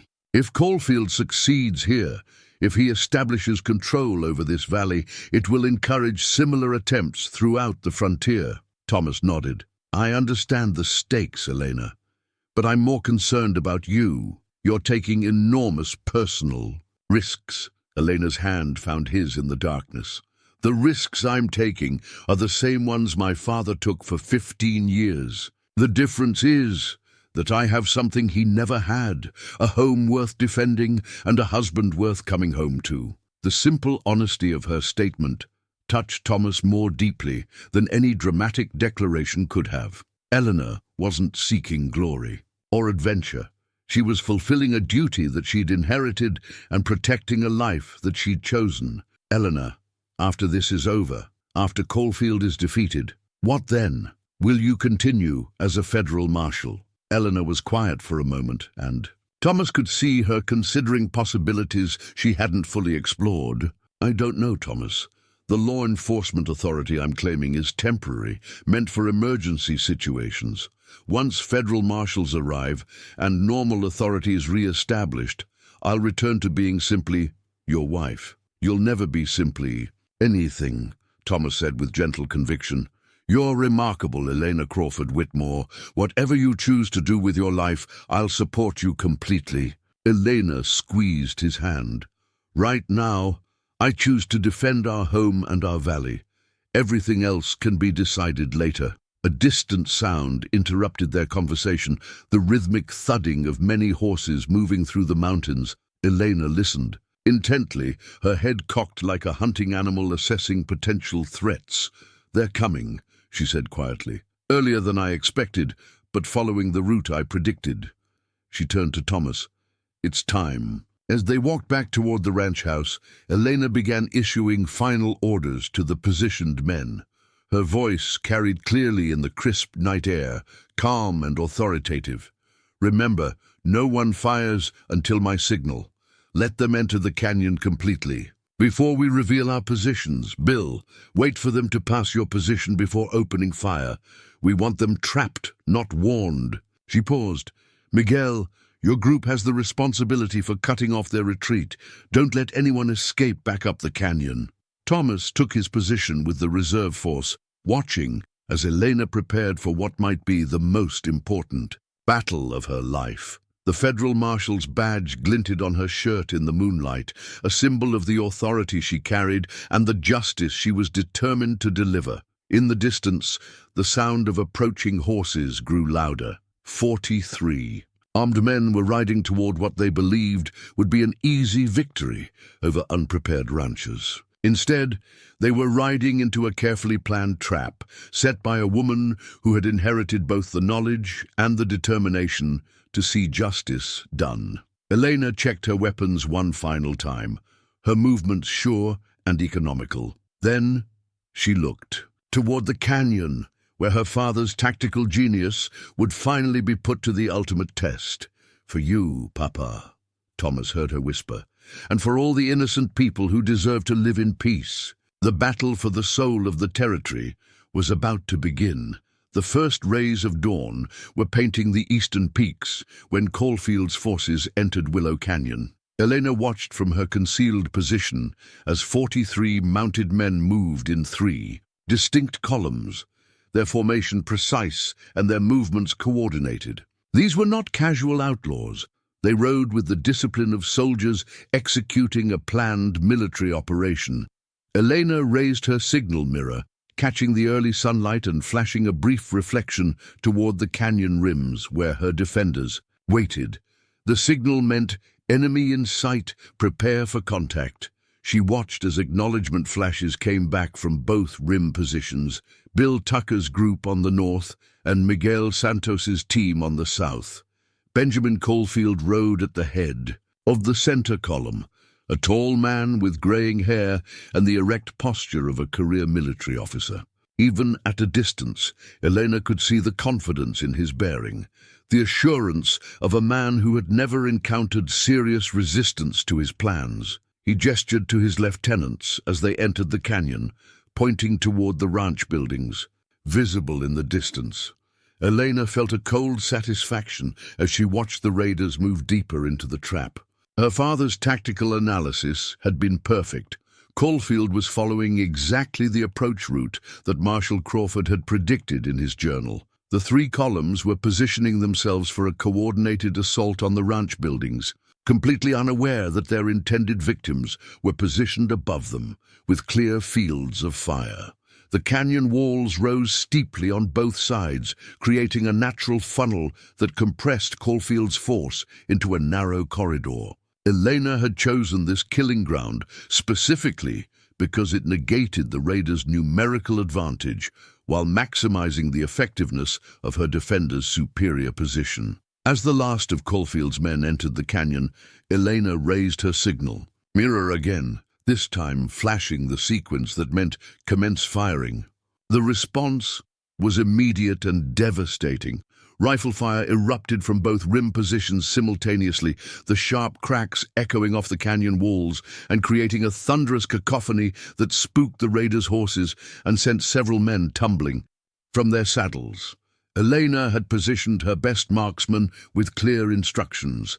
Aim for the horses first to dismount the raiders, then target any man who tried to establish organized resistance. The psychological effect of the ambush was as important as the physical damage.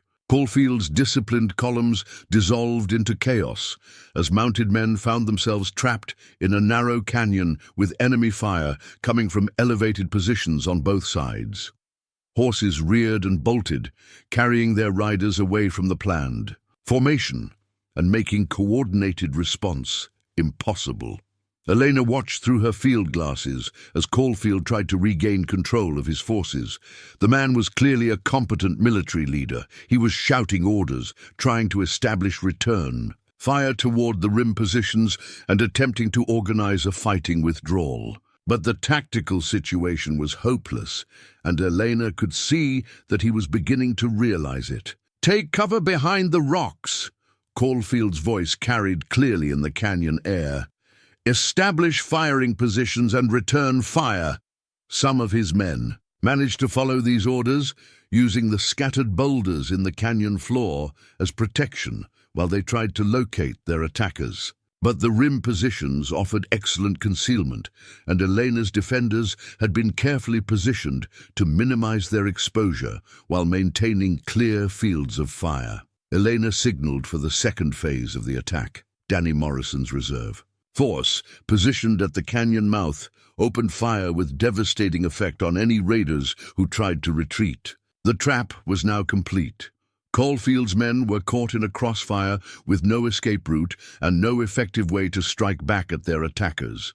The battle raged for 20 minutes, the sound of gunfire echoing through the mountains and sending wildlife fleeing in all directions. Elena moved carefully among the rocks, using her knowledge of the terrain to observe the fighting from multiple angles while remaining concealed from enemy fire. She could see that Kfield's force was being systematically destroyed. Nearly half his men were down, either killed or wounded, and the survivors were running low on ammunition. More importantly, their morale was breaking under the relentless pressure of fighting an enemy they couldn't see or effectively engage. Elena made her way to a position where she could observe Kfield directly. The man was wounded. She could see blood on his left arm, but he was still trying to organize his remaining men for what appeared to be a desperate breakout attempt. This was the moment Elena had been waiting for. She raised her rifle, took careful aim, and fired a single shot that struck the rock inches from Caulfield's head. The message was clear. She could have killed him, but chose not to. Benjamin Caulfield. Elena's voice rang out across the canyon, amplified by the natural acoustics of the rock walls. "I am Federal Marshal Elena Crawford. You and your men are under arrest for murder, treason, and crimes against the territorial government." The gunfire gradually ceased as both sides absorbed this unexpected development. Elena could see Caulfield looking around frantically, trying to locate the source of the authoritative female voice that had just claimed federal law enforcement. "Authority, you have one chance to surrender peacefully," Elena continued. "Throw down your weapons and order your men to do the same. Anyone who continues to resist will be shot." Caulfield's response was exactly what Elena expected from a man of his arrogance and military background. "I don't surrender to women or mountain trash. Men, prepare for final assault," Elena sighed, recognizing the tragic inevitability of what came next. Some men could not be reasoned with, could not be deterred by superior force, and could not accept defeat even when it was obvious. Caulfield was such a man, and his pride would now cost him everything. She raised her signal mirror, one final time, flashing the sequence that meant finish them. The response from her defenders was immediate and merciless. Concentrated rifle fire from all positions swept the canyon floor, targeting anyone who remained armed and resistant. When the smoke cleared 5 minutes later, Benjamin Caulfield's criminal organization had ceased to exist as an effective fighting force. Elena made her way down into the canyon, her rifle ready, but her movements careful and deliberate. The battle was over, but wounded men could still be dangerous, and she had learned from her father never to assume complete victory until every threat had been neutralized. The scene in the canyon was grim, but necessary. Bodies of Caulfields. Men lay scattered among the rocks, their criminal careers ended by the superior tactics and marksmanship of Elena's defenders. She moved among them methodically, checking for survivors who might require medical attention or who might pose continued threats. Benjamin Caulfield himself lay propped against a boulder, clutching a serious wound in his chest, but still alive. His eyes tracked Elena's approach with the mixture of pain and fury that she recognized in men who had never before faced decisive defeat. "Federal Marshal Elena Crawford," Caulfield said, his voice weak but filled with bitter amusement. "I should have known. Your father was James Crawford, wasn't he? The marshal who made my life difficult for so many years." Elena stopped just outside of arm's reach, her rifle trained on Caulfield, but her expression calm. "My father was indeed Marshal James Crawford. And yes, he tracked you and your organization for years. He would have brought you to justice eventually. But he's dead, and you're just a woman playing dress-up with his badge." Caulfield's attempt at mockery was undermined by the blood he coughed up mid-sentence. "You may have won this battle, but you don't have the authority to arrest me. Female federal marshals don't exist." Elena reached into her shirt and pulled out the official document that Marshal Bradley had confirmed earlier, a territorial statute that provided for emergency law enforcement authority in frontier situations. She held it where Caulfield could see the official seals and signatures. Under territorial law, in the absence of appointed federal authority and in the face of immediate threat to civilian populations, immediate family members of federal marshals can assume temporary law enforcement powers. Elena's voice was steady and professional. "Benjamin Caulfield, I am placing you under arrest for murder, treason, conspiracy against the territorial government, and numerous other federal crimes." Caulfield laughed, a harsh sound that turned into another coughing fit. "Arrest me? Look around, Marshal Crawford. Your arrest has turned into a massacre. Every man here is dead or dying. What kind of law enforcement is that?" Elena felt the weight of the carnage around her, but her resolve remained firm. The kind that becomes necessary when criminals refuse to surrender peacefully. You were offered the chance to give up. You chose to fight, and I'd choose it again. Caulfield's eyes held no regret, no recognition of the pain and death he had caused throughout the territory. You may have stopped me, but there are others. Men like me don't just disappear because one little girl with a badge gets lucky. Elena pulled out a set of shackles from her belt, another item her father had taught her to carry. Maybe not, but you won't be leading them anymore. As she moved to secure Caulfield's hands, the wounded man made one last desperate play for freedom. His right hand darted toward a concealed pistol, but Elena had been watching for exactly such a move. Her father's training had emphasized that wounded enemies were often the most dangerous because they had nothing left to lose. Elena's response was swift and decisive. Her rifle butt struck Caulfield's wrist with enough force to break bones and send his hidden weapon spinning away among the rocks. Caulfield screamed in pain and fury, but the fight went out of him as he realized that he was completely at Elena's mercy. That was unwise, Elena said quietly as she secured the shackles around Caulfield's wrists. But consistent with the poor judgment you've shown throughout your criminal career. With Caulfield secured, Elena turned her attention to checking the other casualties. She found 3 of his men still alive, but wounded too seriously to pose any threat. Doc Peterson arrived with several of the ranch hands to provide medical treatment and secure any surviving prisoners.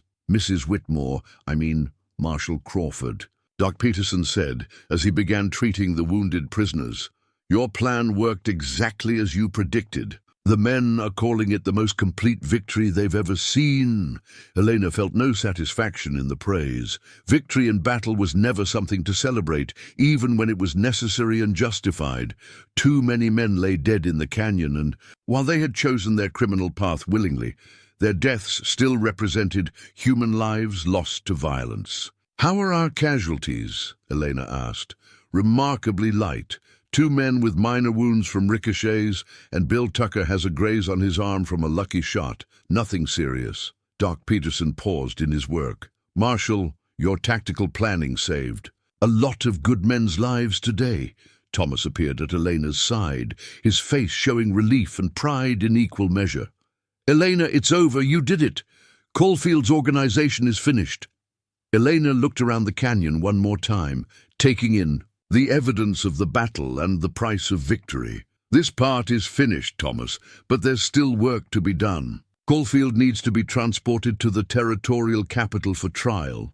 His surviving men need to be processed through the legal system, and we need to ensure that other criminal organizations understand what happens when they threaten innocent people. Marshal Bradley and Deputy Quinn arrived with several federal agents who had been riding hard through the night to reach the valley. They surveyed the scene with professional appreciation for the tactical skill that had achieved such a decisive result. Marshal Crawford, Bradley said formally, on behalf of the federal government, I want to express our gratitude for your service. Your actions today have prevented what could have been a much larger and more destructive conflict. Elena accepted the praise with quiet dignity, but Thomas could see that her thoughts were already turning toward the future. The immediate threat had been eliminated, but the underlying problems that allowed men like Caulfield to operate remained. Marshal Bradley, Elena said, I want to ensure that my father's records and research are made available to federal law enforcement.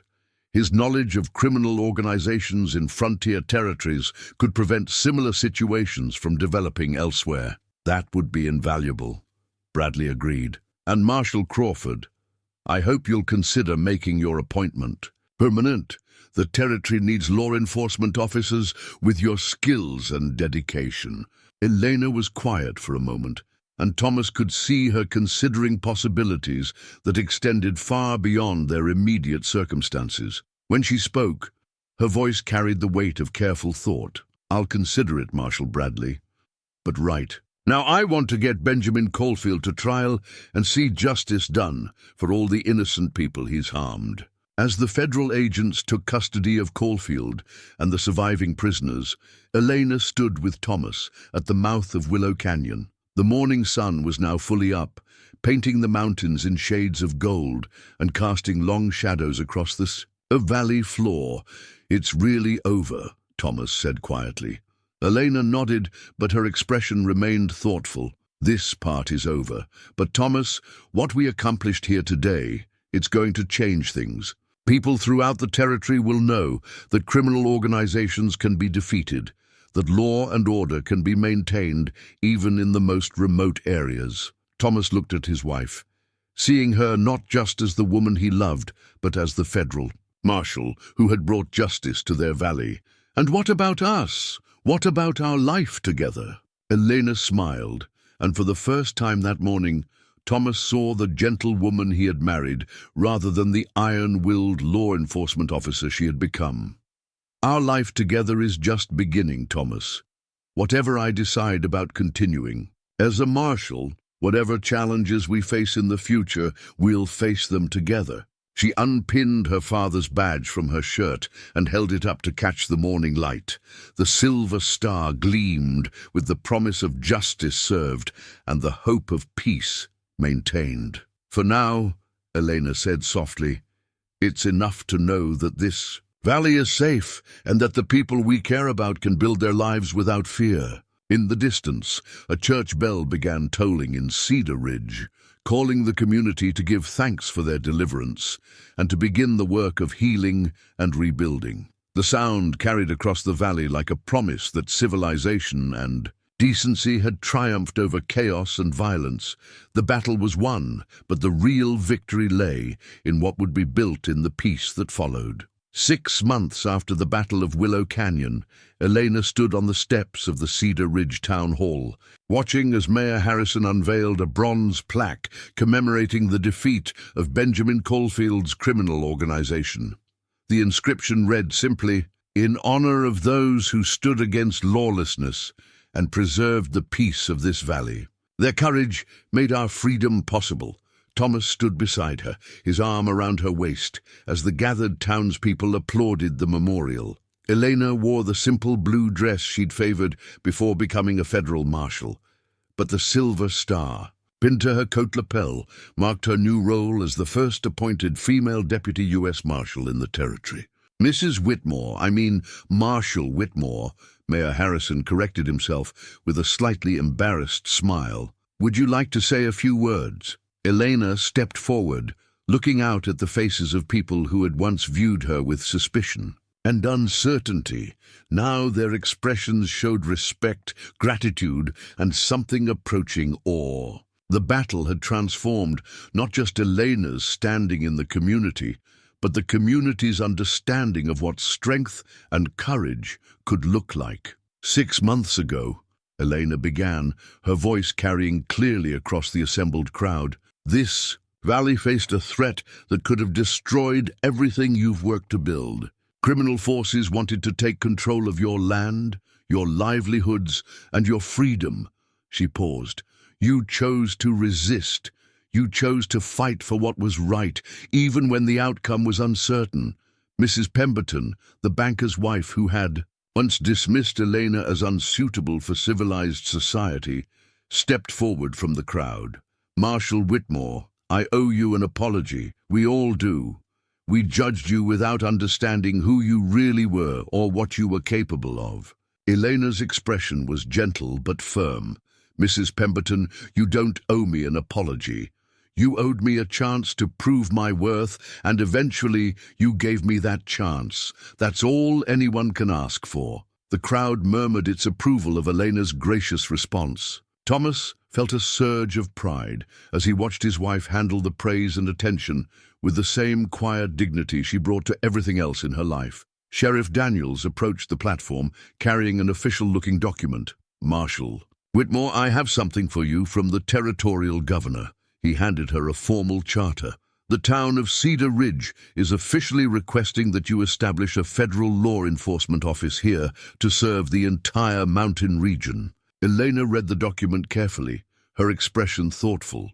The charter would give her broad authority to maintain federal law throughout an area covering thousands of square miles, making her responsible for protecting dozens of communities from the kind of criminal organizations that had threatened their valley. "This is a significant responsibility," Elena said finally. "Are you certain that Cedar Ridge wants a permanent federal law enforcement presence?" "Marshal," Mayor Harrison replied, "after what happened with Kfield, every town in the territory wants to know that there's someone with your skills and dedication watching over the region. We're honored that you'd consider making Cedar Ridge your base of operations." Elena looked at Thomas, seeking his opinion on this major decision. Thomas nodded slightly, indicating his support for whatever choice she made. They had discussed the possibility extensively, and he understood both the importance of the work and Elena's sense of duty to continue her father's legacy. "I accept," Elena said simply. "But I want it understood that this office will serve all the people of the region, regardless of their social standing or financial circumstances. The law protects everyone equally." The crowd erupted in applause, but Elena raised her hand for quiet. "There's something else you should know. Federal authorities have confirmed that Benjamin Caulfield's trial resulted in a conviction on all charges. He'll spend the rest of his life in federal prison, and the territorial government has implemented new policies to prevent the kind of corruption that allowed his organization to operate for so long." Doc Peterson stepped forward, his weathered face creased with satisfaction. "Marshal, what about the other criminal groups that might be operating in frontier territories? How do we prevent similar threats from developing?" Elena had anticipated this question, and her answer reflected months of careful planning with federal authorities. "We are establishing a network of law enforcement offices throughout the frontier territories, with regular communication and coordination between them. Criminal organizations thrive in isolation, but they can't operate effectively when there's organized law enforcement working together across territorial boundaries." Maria Santos approached with her 3 children, the same family Elena had comforted on the morning of the evacuation. The oldest boy, now 8, looked up at Elena with obvious hero worship. "Marshal Whitmore," the boy said seriously, "when I grow up, I want to be a lawman like you and protect people from bad men." Elena knelt down to the boy's level, her expression warm and encouraging. "That's a noble goal, young man. But remember, the badge doesn't make you a protector. The willingness to stand up for what's right, even when it's difficult or dangerous, that's what makes you a protector. And that's something you can do regardless of what job you choose." Thomas watched this interaction with deep affection and admiration. Elena's ability to inspire others, especially young people, was one of her most remarkable qualities. She represented not just law enforcement, but the possibility that anyone could make a difference if they had the courage to try. As the formal ceremony concluded and the crowd began to disperse, Elena and Thomas walked slowly back toward their ranch. The familiar landscape looked the same as it had a year ago, but everything had changed. The valley was safer, the community was stronger, and Elena had found her true calling as a protector of justice in frontier territory. "Any regrets?" Thomas asked as they reached their front porch. Elena considered the question carefully. "About the violence? Yes, always. Violence should be the last resort, even when it's necessary. But regrets about the choice to fight for what's right? No, none at all." She pulled out her father's journal, which had become her constant companion during the months of establishing her new law enforcement office. "My father spent his life trying to bring justice to frontier territory. Now, I have the chance to continue that work, to build on what he started." Thomas settled beside her on the porch steps, looking out at the mountains that had shaped both their lives. "Your father would be proud of what you've accomplished, Elena. You've honored his memory and his dedication to justice."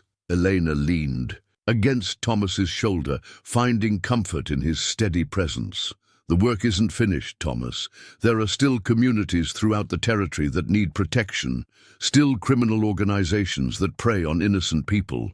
But now we have the tools and the authority to fight them effectively. As the sun set behind the mountains, painting the sky in shades of gold and crimson, Elena reflected on the journey that had brought her from a mountain woman dismissed by polite society to a federal marshal respected throughout the territory.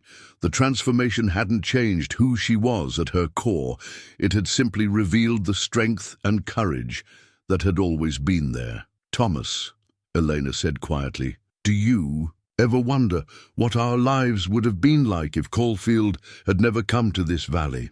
If we'd just continued as rancher and wife, living quietly without any of this drama and danger?" Thomas was quiet for a moment, considering the alternative life they might have had. "Sometimes," he admitted. "But Elena, I think we both would. I've always wondered what we were capable of, what we might have accomplished if we'd been tested." He squeezed her hand gently. "Now we know, and I'm proud of what we discovered about ourselves and about each other." Elena smiled, feeling the deep contentment that came from finding one's true purpose in life. "The people who mocked our marriage, who thought you'd made a mistake by choosing a rough mountain woman, what do they think now?" "They think I'm the luckiest man in the territory," Thomas replied with genuine warmth. "And they're right." As darkness settled over the valley, Elena and Thomas remained on their porch, planning for the future and savoring the peace they had fought to preserve. In the distance, the lights of Cedar Ridge twinkled like stars, each one representing a family that could sleep safely because justice had prevailed over lawlessness. Elena's father's badge caught the lamplight from their windows, a symbol of duty fulfilled and legacy continued. The mountain woman who had once been dismissed as unsuitable for civilized society had become the guardian of civilization itself, proving that true worth could never be measured by social expectations or superficial judgments. The story of Elena. Crawford Whitmore was far from over, but this chapter had ended exactly as it should, with justice served, love strengthened, and the promise of a better future secured for all who called the valley home.